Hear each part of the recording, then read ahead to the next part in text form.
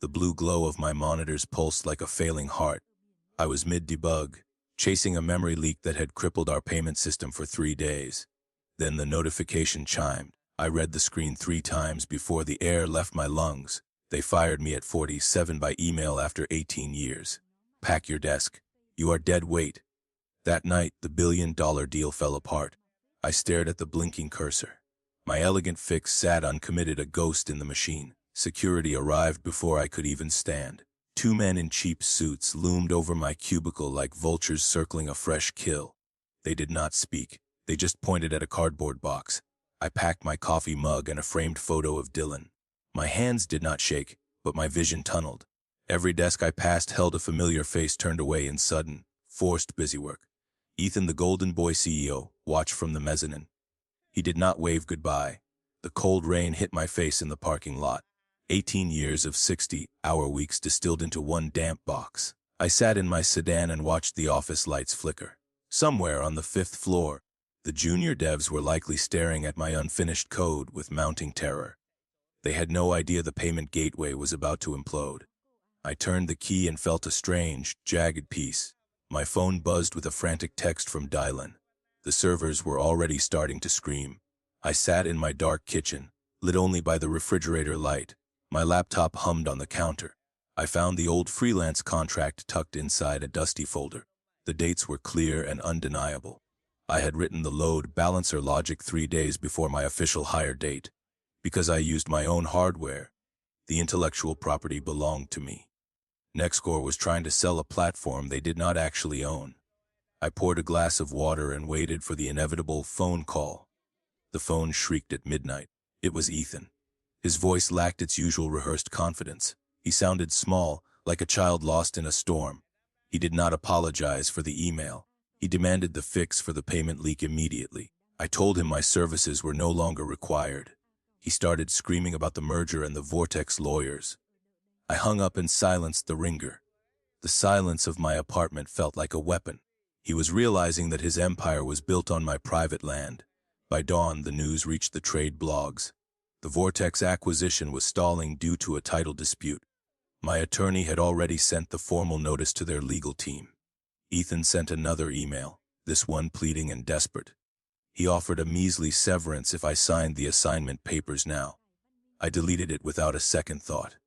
I looked at the photo of my team and made a choice. I would not just take the money. I would take the whole department with me. The morning sun cut through my blinds like a blade. I didn't go to the office. Instead, I drove to a diner near the Vortex headquarters. The air smelled of burnt grease and expensive cologne. My objective was simple. I needed to see the faces of the men who thought they were buying my life. I checked my phone. Dylan had sent 3 more messages. The payment system was flatlining. The engineers were drowning. Ethan was lying to everyone. A black Sen pulled up to the curb outside. 3 lawyers in charcoal suits stepped out. They looked like they were marching to a funeral. One of them held a thick leather folder. That was the merger agreement. It was a $180 million lie. I watched them go inside the glass tower. My hands were steady as I held my coffee mug. The obstacle wasn't the lawyers. It was the clock. The deal was set to close by noon today. My phone vibrated on the table. It was an unknown number. I answered without speaking. A woman's voice came through. She sounded sharp and tired. She was the general counsel for Vortex. She asked if I was Isaac. I told her I was the owner of patent 8532991. There was a long silence on the other end. She knew.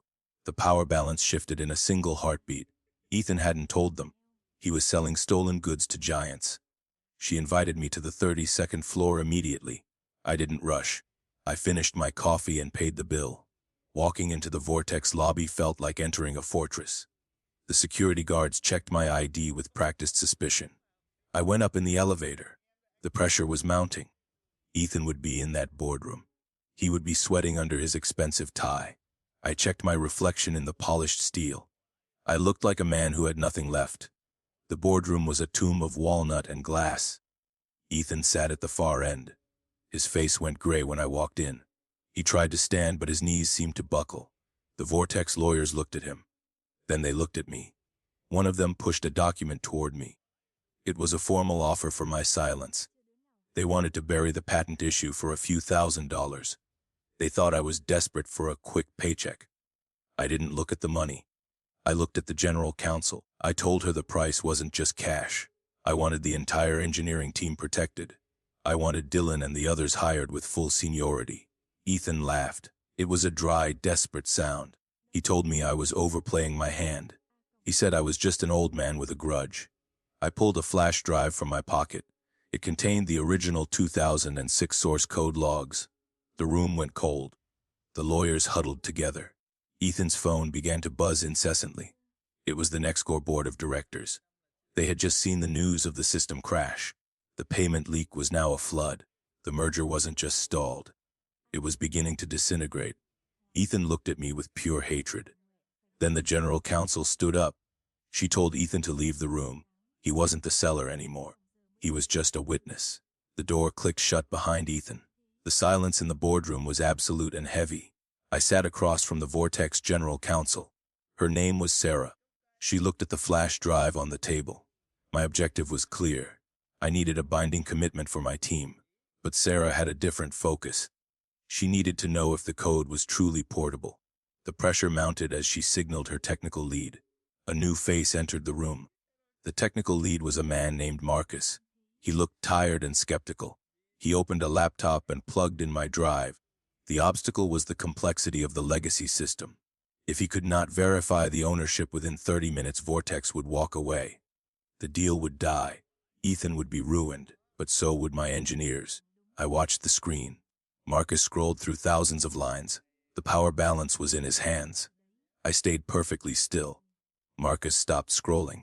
He pointed at a specific comment block in the header. It was a digital signature I had buried in the kernel. It was dated October 2006. The power shifted back to me. Sarah leaned forward. She realized Ethan had committed fraud by signing the warranty. This was the mid-scene turn.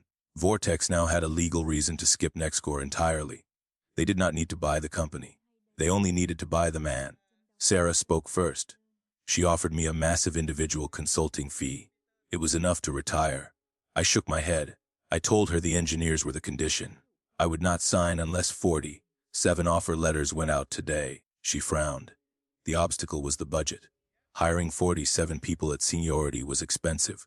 She said the board might reject the extra cost. I told her the system would crash without them. The tension in the room was a live wire. Marcus looked at Sarah. He told her the payment leak was getting worse. The Nexcore servers were melting down as we spoke. The realization hit her. If Vortex waited, there would be nothing left to save. I watched her hand hover over a pen. She made a decision. She pulled a stack of papers from her briefcase. These were blank employment contracts. She told me she could sign them, but there was a catch. I had to lead them. I looked at the contracts. They were the promises I had made to Dylan and the others. But becoming a manager meant returning to the cage.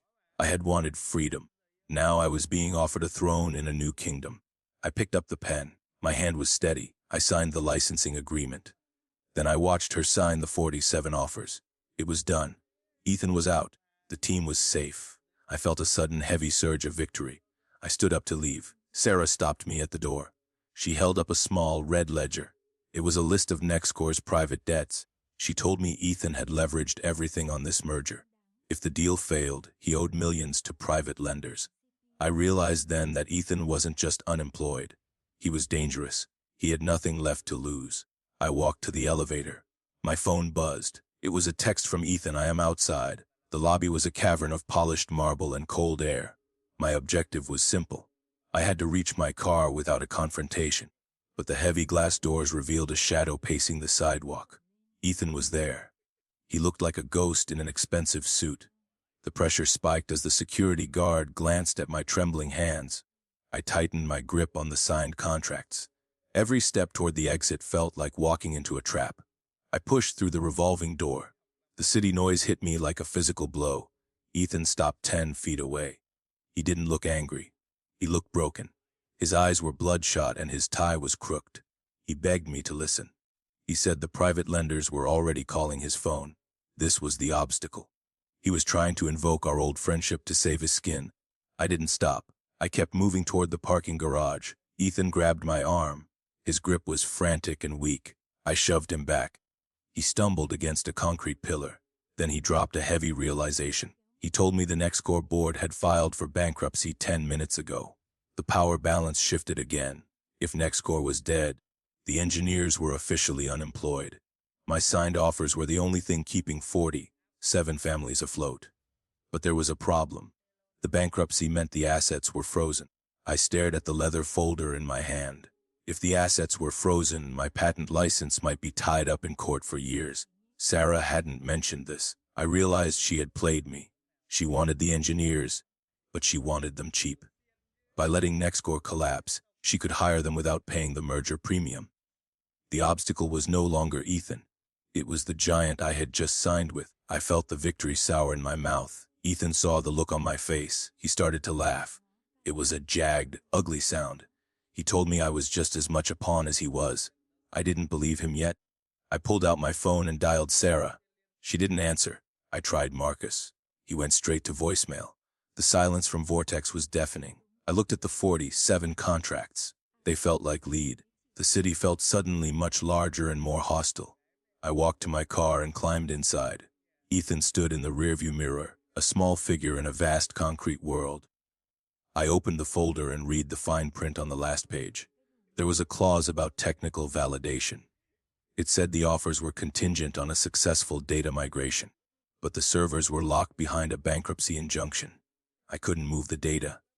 The engineers were trapped in a legal vacuum. I was the leader of nothing. I gripped the steering wheel until my knuckles turned white. I had the fix for the payment leak in my pocket, but I couldn't use it without a server connection. Then a text arrived from an unknown number. It was a screenshot of the Nextcore server room. The power was still on. Someone was inside the building. I realized Dylan had never left. He was sitting in the dark, waiting for a signal. I shifted the car into gear. I drove through the rain toward the old Nextcore building. My objective was to bypass the lock and reach the main terminal. The primary obstacle was the security team now guarding the front doors. They had orders to keep everyone out during the bankruptcy freeze. I saw the flash of red and blue lights nearby. Police were already on the scene, making the situation even more volatile. I parked in the shadows and checked the side entrance for any opening. I found a service door propped open with a heavy brick. Dylan was waiting inside the dim hallway, his face pale and eyes wide. He whispered that the servers were still humming, but the cooling system had just failed. The mid-scene turn came when he showed me a physical override key. It was a copper master tool he had kept hidden for years. With it, we could bypass the digital locks. The power balance was back in our hands. We reached the server room, which felt like a furnace. The smell of scorched plastic hung heavy in the stifling air. Every second mattered as the hardware approached its critical thermal limit. I plugged my laptop into the core terminal, while Dylan monitored the heat levels. The pressure was intense, but my fingers moved with practiced precision. I began the data migration to a secure cloud server. The noise of the fans was a deafening mechanical roar. The progress bar on my screen crawled forward with agonizing slowness.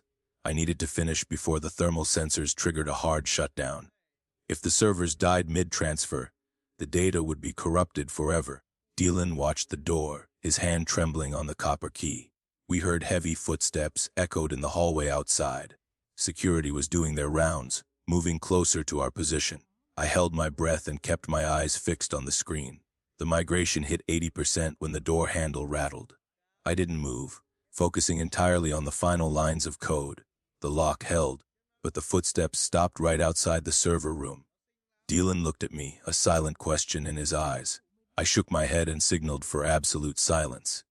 The heat was becoming unbearable, making my vision blur at the edges. A sudden chime signaled the completion of the transfer. We had the entire system. I pulled the drive and shut down my laptop. The footsteps finally faded into the distance, leaving only the dying hum of the machines. We had saved the technical legacy of the team, but as we turned to leave, a new detail emerged. I checked the logs and saw an unauthorized remote access attempt. Someone was trying to wipe the backup from an external location. It was a scorched earth protocol. Ethan was trying to destroy what he could not sell. I worked frantically to block the remote wipe command. My heart hammered against my ribs as the two protocols fought for control. I managed to sever the connection, but the damage was partially done. A small segment of the payment database was encrypted with a new key. I realized this was Ethan's final play to maintain some leverage. He had stolen a piece of the engine. We left the building, but the victory felt incomplete and deeply fragile. Rain lashed against the windshield as I sat in the darkened parking lot. Dylan gripped the master key in his lap like a holy relic. My objective was to decrypt the segment Ethan had frozen. If that data stayed locked, the payment engine was a hollow shell. The primary obstacle was the encryption itself. It was a custom cipher Ethan had once commissioned from a boutique security firm. I opened my laptop. The blue light revealed my exhaustion. The code mocked me with its complexity. I felt the pressure rising in the back of my skull. Every second that the database remained encrypted was a second for Vortex to reconsider. Sarah had already stopped answering my calls. I began to run a brute force script, knowing it was a desperate move. Dylan watched the police cruiser circle the block again. We were trespassers now, sitting on stolen time. The cooling fans of my laptop whirred into a frantic, high-pitched scream. I needed a key I simply did not have. Suddenly, a notification popped up on the dashboard. It was a remote ping from an internal Nextcore address. My mid-scene turn arrived in the form of a log and credential. Someone was helping us from the inside. I traced the source back to the VP of Engineering's old terminal. He had signed my firing papers, but now he was handing me the skeleton key. The power balance shifted instantly. I wasn't alone in this fight.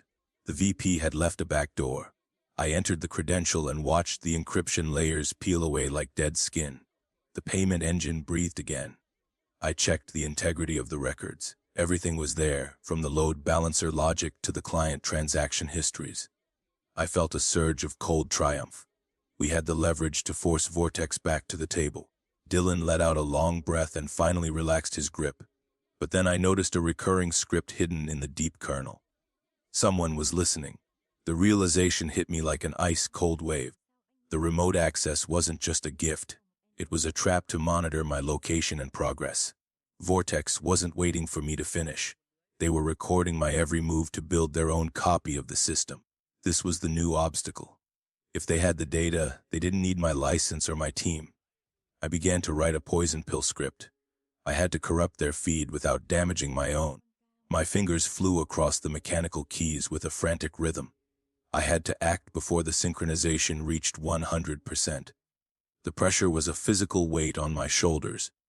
Dylan saw the change in my expression and looked out the window. He warned me that the police car was stopping. We were out of time and options. I hit the enter key to deploy the corruption. The screen flickered green for a moment. I severed the uplink with a sharp tug. We pulled out of the parking lot just as the cruiser's lights began to spin. I kept my headlights off until we turned the corner. The objective shifted to a safe house. I knew a quiet server farm where I could host the data privately. Dylan was silent, his eyes fixed on the rearview mirror. We were ghosts in a city of surveillance. I had successfully poisoned the Vortex stream. They would find only garbled noise when they tried to rebuild my work. I reached the server farm by 3 a.m.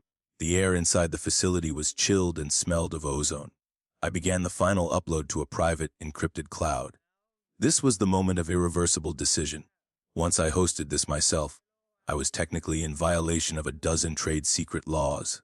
I didn't care anymore. The law had not protected me when Ethan took my life's work. I was reclaiming my agency through digital insurrection. The upload bar ticked slowly.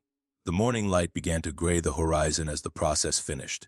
I had the entire Nextcore ecosystem in a pocket-sized drive. My team was still unemployed, but I held their future in my hand. I sent a single message to Sarah at Vortex. I told her the stream they intercepted was a decoy. If they wanted the real engine, they had to meet my original terms by noon. I wasn't begging for respect anymore. I was dictating the terms of surrender. I walked out into the cold morning air and felt a strange peace. I had destroyed Nextcore and humbled Vortex. But as I reached my car, I saw a familiar black Sen idling at the gate. It wasn't the police or the lawyers. It was Ethan. He was leaning against the hood, holding a thick manila envelope. He looked smaller than he had the day before. He held up the envelope and waited. This was the final complication. He held the leather folder containing my original contract. I stepped toward the gate as the gravel crunched beneath my boots. Ethan did not move from the sedan. My objective was to secure that manila envelope without giving him an inch of leverage. The obstacle was the desperation radiating from him like heat from a dying engine. He held the original freelance contract from 18 years ago. If that paper vanished, my legal claim to the patent would be buried in a decade of litigation. I needed that document to finalize the Vortex deal. Ethan tapped the envelope against his thigh. He looked older than the dawn. He told me he knew I had poisoned the Vortex data stream. He had seen the server logs before the bankruptcy locks froze the remote access. This was the mid-scene turn. Ethan wasn't here to fight me for the company anymore. He was here to trade his last secret for a way out. He opened the envelope and showed me a second, unrecorded amendment. It changed everything about the ownership dates. The amendment was a forgery Ethan had created years ago but never filed. It was a failsafe he kept in case I ever realized my worth. My heart hammered against my ribs as I read the fake clause. If he gave this to the bankruptcy court, my leverage with Vortex would vanish in an instant. The pressure was a physical weight on my chest. I had to decide if I would buy his silence or call his bluff. His hand trembled slightly. "Name your price," I said. My voice was like cold iron in the morning air. Ethan didn't ask for millions. He asked for a single seat on the new board at Vortex. He wanted to keep his title even if he lost his soul. This was the obstacle I could not stomach. I looked at the man who had fired me by email after 18 years. He was begging for a life vest while I held the ocean. I reached for the manila envelope slowly. I snatched the folder from his weak grip. I didn't look back at the car. I walked to the edge of the server farm's incinerator chute. Ethan screamed my name, but I ignored the sound. I tossed the forged amendment into the flames. The paper curled and vanished in a flash of orange heat. The power balance shifted to absolute zero. Ethan had nothing left but his sedan and a crooked tie. I watched the smoke rise into the gray sky. I pulled out my phone and called Sarah. She answered on the first ring this time. I told her the poison pill in the data stream would stay active until the 47 offers were finalized. The pressure was now entirely on Vortex. They had a broken engine and a missing architect. Sarah tried to negotiate the salary increases down by 5%. I told her the price just went up by 10%. I hung up before she could respond. The silence was perfect. Dylan watched from the gate, his face a mask of awe and fear. He had seen me burn the past. I told him to call the team and tell them to check their personal emails. The offers were coming. We drove away from the server farm as the sun finally broke the horizon. The city looked different now. It was a map of opportunities rather than a maze of traps. I felt a strange, heavy sense of duty. I was their leader. We met the team at a small park near the harbor. 47 engineers stood in a circle, clutching their phones. The air was electric with nervous energy. One by one, the pings started. Dylan was the first to shout. He had his 15% raise and full equity. The cheers broke the morning quiet like a dam bursting. I stayed on the periphery, watching them celebrate the life I had won back for them. They were safe and employed. Sarah sent a final confirmation text at noon. The licensing agreement was active and the funds were in escrow. I had won the war, but the cost was etched in the lines on my face. I looked at my hands and saw they were finally still.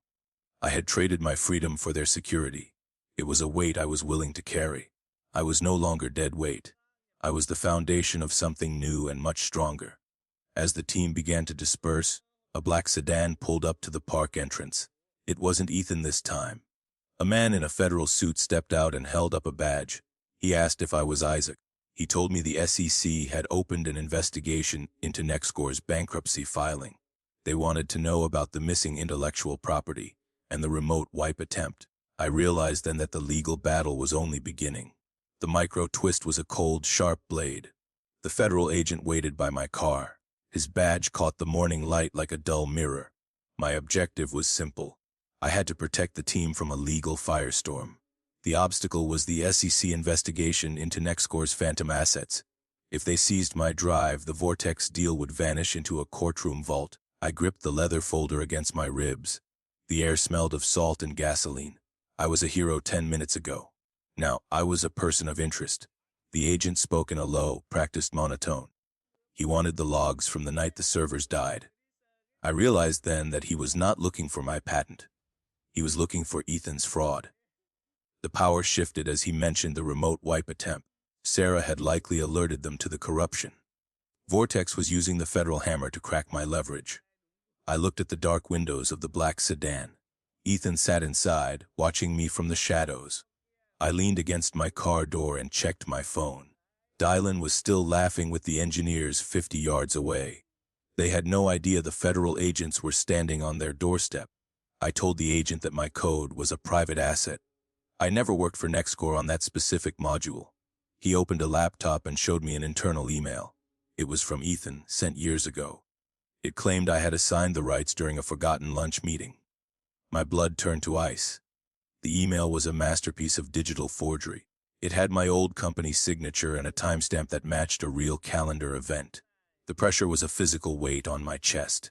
If the SEC believed this document, I was a thief. The agent loomed over the tablet, his expression unreadable. If I couldn't disprove this forgery, the Vortex offers would be revoked within the hour.